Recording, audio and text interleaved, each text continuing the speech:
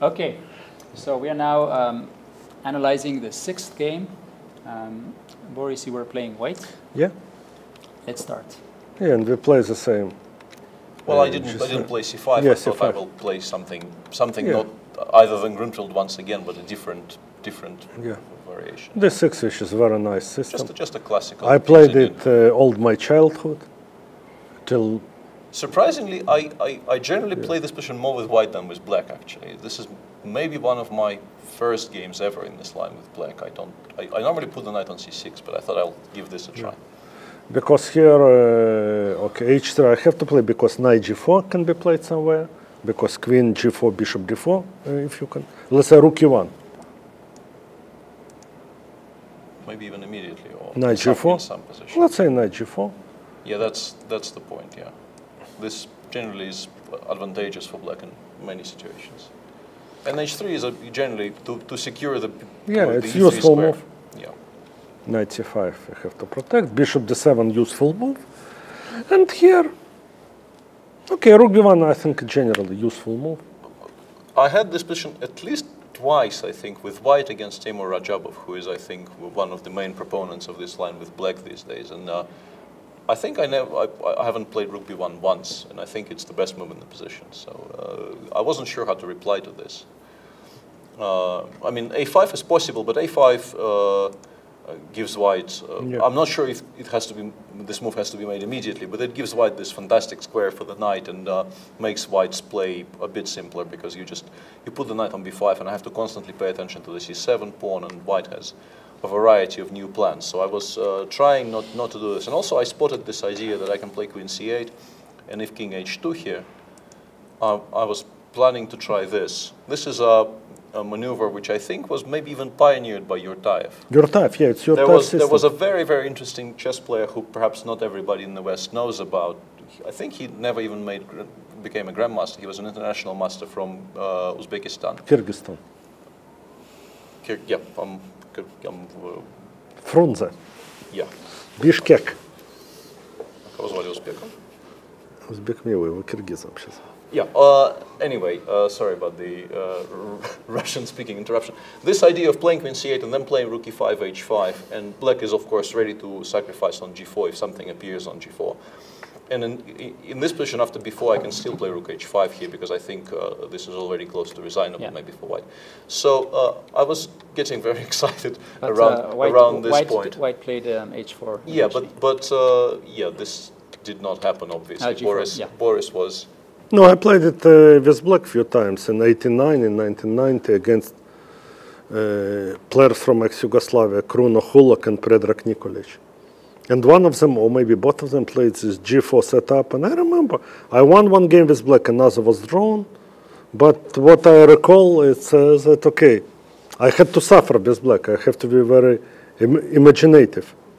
Yeah, and I wasn't particularly happy about this position because, you know, on one level I achieved something because it's, you know, you can argue it's a weakening of the king side, and I have some play perhaps, and also the bishop on g2 is currently sort of out of play. But on the other hand, the king side is more or less secure for white now. I can't really touch it. That bishop on g2 was weak for the entire game, basically. Well, sort of, but you constantly have to pay attention because if it does become active, the game probably will be over. So, and also now that I've sort of shot my bolt on the king side, I need to figure out what my next moves are, because white has a lot of improving moves here. Let's say bishop b3, queen perhaps d2, b4 in an opportune moment. The knight might come to g5, and if the knight does come to g5, my king side might become weak because if we exchange the f6 knight, g takes h5 will in some positions become a real threat. So. I thought for a while, and I thought the idea might be to play a6, with the option of playing b5 later. Honestly, because I couldn't really see much else in the way of productive plans here. I'm not sure what you did in those games, but when you were black. But I thought this might be a useful move just to sort of give white something to think about. It's a big choice. White has, of course, but I decided to work on my time management. I made move bishop g5, which is maybe not the best move. Maybe simply put it on e3 was. Yeah, bishop e3. Yes. Bishop e3 is what I was expecting, because one serious difference to the game is that I more or less cannot play b5 at all here, because in this position after rook a2, I think bishop c5, dc5, e5 is extremely strong, and wherever this knight goes, this is what we were discussing. Basically, the moment this bishop on g2 becomes alive, black's position starts looking extremely dangerous. I mean, I can do something like this here and hope I'm not losing by force, but probably I am. And if I don't do that, then, you know, if white puts another pawn on g5, my entire king side is dead, and, you know, strategically I may be lost. So bishop e3 stops the immediate b5. At least I thought so. So I would have to think what my next move is. I was planning to, at least, you know, my main idea was to play knight e6. It's a bit passive, but now once again I probably want to play b5 next move in some kind of a fashion. And I mean, it's a move, but let's say the option of exchanging queen d2. Yeah, queen d2, and it's not obvious where my pieces are going here. I wasn't particularly happy about this position, to be honest. I thought I more or less have to make these moves, but I wasn't all that happy with my general situation. I don't know. Maybe now I can try and do something like close to what I was doing in the game, but I think this is an improved version for you, because the knight on e6 is not such a great piece. Because now you will have g5. Yeah, once again g5. Maybe I probably have to put it somewhere else. Maybe on a6 now. But anyway, g5, knight d7, f4. Maybe you can play on h5. Yeah, yeah, of course I should put it on h5. But anyway, yeah, c5. Yeah, it's not completely clear. I mean, game still continues, but no, white is here managing, f5. No. Yeah. We're making moves too fast. I'm sure there are some improvements available for both sides at some points. But this is a kind of a setup white is aiming for, to sort of spread out on the king side. And if he does succeed, black's position will be very risky at the very least. So bishop e3 was probably more precise than bishop g5, because bishop g5 did allow me to play b5. And here I simplify a little bit without conceding too much in the center, which is very important. I thought you more or less have to do, because if I thought d5 knight h7. Yeah, exactly. Sorry, that was my whole point. Because if not knight h7, then white is better. Yeah. But here I think this exchange sacrifice works very well, because I have this a huge idea of knight d3. I already have a pawn for the exchange, and also knight d3 comes in with great effects on the next move. And in some lines, even the bishop on e7 might be caught after g5. So this I would have been very happy about, but of course Boris does not fall for such tricks. cb5 takes. I do have to give up on one of my bishops, but I get some freedom, and also I trade off some pawns, and I felt like the worst was perhaps over here. You know, I felt like my position should be reasonable. I'm not sure if it's, you know, good or not, but I thought that it could have been worse. Let's put it like this. I was worried earlier that my position might be worse than this. That's the general conclusion. I quite like bishop e3. Did you? I didn't see something better. Yeah, bishop e3 looks a bit, because it doesn't really do very much on g5, and it gets hit in many lines. So bishop e3 creating once again a threat of bishop c5 and d5. So I have to react. Take and knight fd7. I thought for a while here, because I really didn't want to move the knight away from f6, but I couldn't really see any serious alternatives. I just didn't like anything else at all. I think it's the best move. Of course, it's important that I can take on c3 and on e4 if white plays f4. Basically, by playing knight fd7, I'm keeping the pawn structure on the king side in check for now. So g5 is a move I expected. Once again, white is sort of improving on the king side for, you know, it's a useful move for the future. And rook b8 is also a very natural move, occupying the important file, keeping an eye on the b2 pawn, and maybe even creating an immediate threat of rook b2, bishop c3 in some positions. I mean, I'm not sure I necessarily want to do it against any move, but I would definitely consider it. Queen c2, and this is maybe the one of the most important turning points of the game. I had something like 17 minutes against 8 here, and I spent, I think, almost half of my remaining time here considering. Basically, I was choosing between two moves: the move I made, and the move Queen a6, which I also thought was reasonable. But in the end, I thought the game will probably continue knight d5. Knight takes e7 is a big threat, so I more or less, I think, have to play Queen d3. And now something like maybe takes, and rook e d1. Although now I think maybe this is even playable for black. But no, but why not Queen f2? This I thought if you play Queen b3 also. I thought I can play c6. Yeah. That was my idea. I need to go away from the fork on c7, and then if you give me a move, I will play c6. And I thought this is okay. But I was well, I wouldn't say worried, but once again, I was looking to play as sharp a position as possible, and I had a feeling that this position will somehow eventually be, you know, everything will get annihilated, and it will be some kind of a drawn endgame. And not that I was, you know, necessarily, not that I felt that I was better, but I was desperately looking to do something else which wouldn't lead to an immediate simplification. And finally, I settled on knight e5, which is not a winning attempt as such, but it was very attractive to me to try something like this, because of course the main line here goes takes f4, and once again, if I do nothing after e5, I will be lost. But the point is, I will play bishop queen g4 here. That was my idea. And I assume the reason why Boris didn't play this like fe5. And here I have a choice even. I can take with the rook, I can take with the bishop. I was eventually... Probably you can take on g5. So yeah, also, but I thought I should just do this. Yeah. And bishop d4 check is a huge threat. If knight e2, simply queen takes g5 gives me a fantastic compensation for the piece. I already have 2 pawns. I will probably have a lot of bailout opportunities here if I want to make a draw. No, you would make, come on. There are very few, you know, probably it's lost. For white, do you think? Okay, lost? You put rook on f6, queen on f4. Yeah, I understand, but lost, yeah, I mean, I like this position, but lost is maybe a bit strong. But generally speaking, I get a lot of compensation, and also one important line I needed to calculate was knight g5. I thought I can take on g5. Knight e3.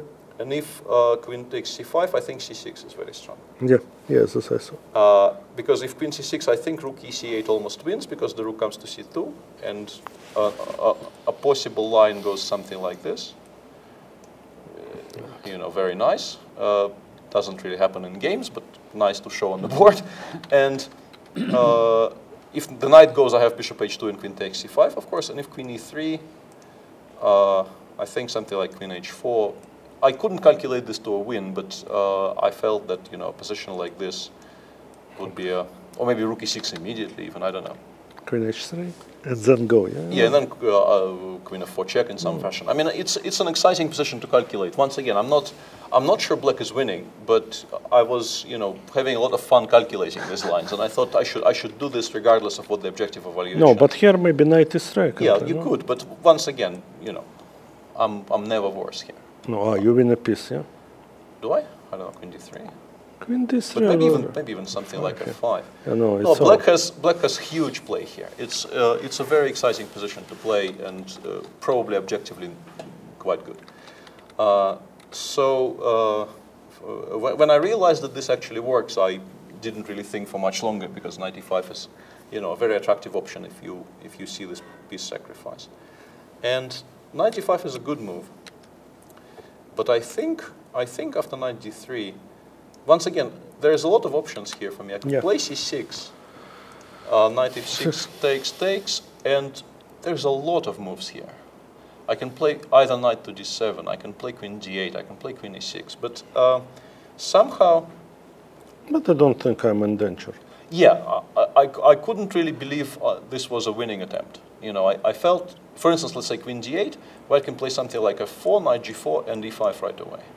Not take on c5 because it allows queen d4 check, but e5 right away. And the fact that the knight on c5 is hanging means that I don't really have a convenient way to play here. And if this pawn on f6 survives, this will be an extremely mate in few moves. Yeah, it will be extremely bad news for black. I mean, basically the game will start to revolve around me somehow taking this pawn out, and if I don't manage, I might be just lost. It's not, you know, not very attractive, which is why I played knight d3. But I think played knight cd3. Yeah. I thought you should play rook e d1, not yeah, rook f1. but knight b2 I didn't like, and knight c4. Ah. I was somehow very concentrated on the idea of playing knight b4. No, but here I didn't see. Yeah. Probably I can do, but I didn't find. And then knight c4, yeah. Yeah, to be honest, I just missed this, yeah. Still probably I go on the f1 now. Knight. Maybe knight ec4. No, I don't know. Knight bc4, bishop f. There's knight. No, but you should take on b8 at some point. Take and bishop c1, yeah, and then play knight f6. Still play for this, yeah. Yeah, and also f4 is a f4 huge is threat here. But maybe I can do something like c6. Knight f6. Take, and I can give a check, and no, but knight f3, queen f2. Yeah. Yeah. This will not work. So you can play something like king h1. Yeah, this is a very sharp line. I just want queen to d4. Yeah. No, queen d4, rook d1, right? Yeah, who knows what's going on? We're just throwing moves out. It's very hard to assess what's going on here. I just want to point out briefly that knight b2 is a very serious and, you know, ambitious attempt maybe to play for advantage. But I can also play knight b4 even here, and after queen c7, knight d5, queen c8. I mean, I can play knight e3, but it's not very good. But I can take on c8 and play knight c4, and I'm not worse. This I did see. But compared to the game, but I'm not worse. Yeah, this is just equal. Compared to the game, you know, white is in no trouble whatsoever. So, but yeah, it depends on whether knight b2 works here. To be entirely honest, I was so concentrated on the idea of trading off the knight on d5 that I forgot knight b2 existed in this position. But I would have obviously thought here because I still had some time. But after rook f1, knight b4 is, you know, clearly the best move. Yeah. And, you know, once the white knight is gone, now I feel much more secure in my position because nobody, you know, nothing can appear on f6. It's a, you know, a huge improvement for me. And I guess I'm slightly better here, yeah, objectively, because I have the easier game. I can, much is it? Yeah, I can play, let's say, queen e6, c5, queen e6, second rook to b8 in some positions. Knight c6, knight d4 is always a plan. So even after b3, I'm not so sure I should play c5. I think it's a good move. I mean, it's the most... What else? I don't know. Yeah, that was the problem. I would like to play queen c7, but he will take on queen e6, but I think he will take on c7. Yeah. So, yeah, c5, the reason I wasn't very happy about it was precisely what you played, bishop d2 and b4. And but it's losing, yeah? But we need to actually establish that. Because, I mean, if you don't do that, then knight c6, knight d4 is, or knight 6, bishop d4 even, is a very unpleasant positional threat. But, yeah, I was very happy when I spotted this. cb4 takes, and a very important move, rook a6 here. And it's very difficult for white to stop both rooks entering on the second. And I am, you know, definitely pushing here. But, I mean, Boris thinks that it's very bad for white.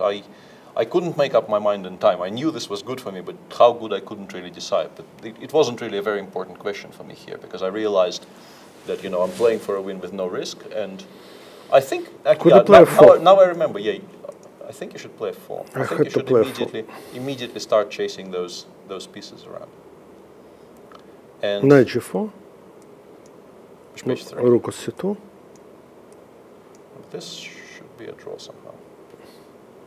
No? I don't know. Maybe not. Maybe no. Maybe not. Yeah, it's hard to assess. Yeah. Bishop d4. No, bishop d4. No, I think winning is an overstatement. I think maybe you know the machine will hold this for white. Let's put it like this. I think if we give this position to the machine will hold it for white. With very precise moves. But it's very easy to go badly wrong. Yeah, Boris was, I think, short on time. Yeah, and also Boris had about a minute left, which was a huge factor, because you need some time. What is f4, yeah, I don't know. Rook c2, you have rook b8 check in the end, so it doesn't work. Well, I can play knight d3. Why doesn't work? Rook c2, you just... No, rook a2. Okay, rook a2. Notation. Okay. Where suddenly... Whoops. That's not what I... Sorry. I'll... Seems like the analysis might be lost, but I can... Sorry. No. Go to history. History may recover. Hang on a second. Just give us a second. We'll figure something out later. I just need to maximize this. Yeah. In this position. Rook a2. Rook a2 maybe. Yeah. But once again, it's I don't know, takes and bishop h3. Yeah. It becomes a mess. I mean, still, I might be winning even here after rook c3, or I might not. It's very hard to judge. I mean, obviously a very, very risky position for white, but just how bad is it? It's hard to say. But after the move Boris made, I think it's really, really bad. Rook b3, rook c2. Once both rooks land on the second, it becomes quite bad. Bishop f4, rook a2, bishop h3, and I thought what I played was very precise. But actually, in this position, you should have taken, and it's not an immediate win, surprisingly, because you have a lot of the squares covered. So I would need to show some technique here. It's not immediately obvious how I win here, although maybe rook a5 wins. Now that I think about it, probably rook a5 wins. But I need to sort of make this move immediately, because if you drive some of my pieces away, you will have drawing chances. But rook a5, basically, if bishop e7, now knight e2 check will win on the spot, I guess. King f2. Although king f2, yeah. Or not. Yeah, that's what I was thinking about after the game was finished. That, you know, even in this position, king h1 is just a huge blunder, because king h1 loses on the spot, and after rook d4, I would still need to show some technique. I mean, you want to think this has to be winning for black, because he is so dominant. But in fact, the bishop on d6 covers the most important squares, and I would still need to demonstrate how to proceed from here. So far, the solution hasn't really occurred to me. I don't know. Rook a5, bishop e7, and maybe f5 here. I don't know. But even he takes f5. It will be a long game. What? e5. No, e5. f5 is an interesting idea, because I want to get some favorable structure changes, and of course gf6 is impossible, because for a second g5 square becomes available and I win the bishop. So I think f5 is a good move, but just how winning this position is open to debate. Maybe it is, maybe it isn't. But king h1. But I mean, Boris had something like 10 seconds here, and he made the most obvious move, and now I just win a piece by playing bishop a5, and in the end there's rook h2 check comes, and I pick up the bishop on h3. So an interesting game, but slightly marked by time trouble in the end. But will this game be published? Probably the first game will be published, and the second game I will remember. No, it's a big difference. Definitely, second game is much better quality. But it's rather first game which would be published. Yeah, the first game is much more publishable, and the second game is better played by both players. There are ideas there, strategical, exchange of ideas over the board, whereas the first game is a massacre. But massacres are, attractive to readers. So we have the curse of playing white in this. Black seems to be doing extremely well in this match so far, yeah, for whatever reason. So in the next game, Boris, you are playing black. I'm black. This is your chance for revenge. Yeah, I'll try to use it. Maybe I will choose something less controversial than I chose for game 5 today. Or maybe not. All right, thank you. Sure.